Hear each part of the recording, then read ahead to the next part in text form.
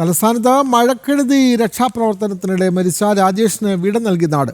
രാജേഷിന്റെ മൃതദേഹം എത്തിച്ചപ്പോൾ തിരുവനന്തപുരം കല്ലിയൂരിലെ വീട് ഹൃദയഭേദകമായ രംഗങ്ങൾക്കാണ് സാക്ഷ്യം വഹിച്ചത്. ഔദ്യോഗിക ബഹുമതികളോടെയായിരുന്നു സംസ്കാര ചടങ്ങ്. ഈ നാടിന് അത്രമേൽ പ്രിയപ്പെട്ടവനായിരുന്നു രാജേഷ്. ഈ വാക്കുകൾ അതുതന്നെയാണ് പറയുന്നത്.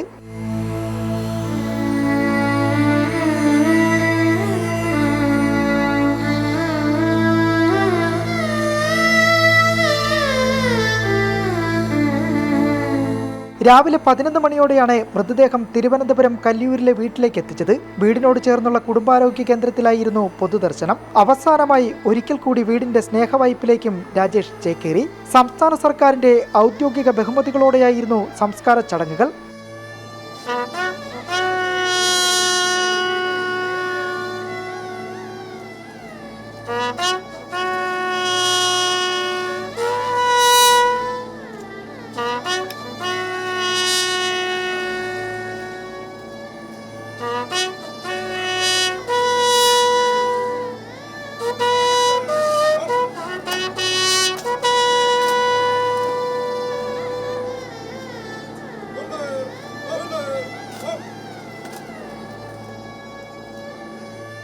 എല്ലാ കാര്യത്തിലും ഇവിടെ മുന്നിട്ട് ഇവിടെ ഉള്ളൊരു നല്ലൊരു അണ്ണനാണ്.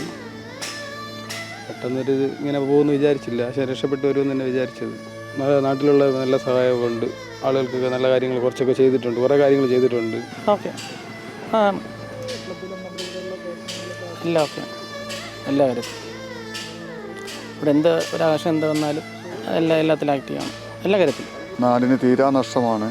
ഇന്നലെ വരെ വളരെ പ്രതീക്ഷയോടുകൂടിയാണ് നാട് കാത്തിരുന്നത്. ഉറപ്പായിട്ടും ഈ നാട്ടുകാർക്ക് ഒരു പ്രതീക്ഷയുണ്ടായിരുന്നു. സ്വന്തം ലൈഫ് ജാക്കറ്റ് നൽകി ബെന്നി എന്ന 60-കാരന്റെ ജീവൻ രക്ഷിച്ച് തിരികെ വരുന്നതിനിടെയാണ് രാജേഷ് പുഴയിലെ ഒഴുക്കിൽപ്പെട്ടത്.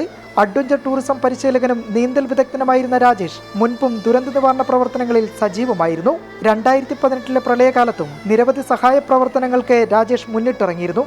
ജനം, തിരുവനന്തപുരം.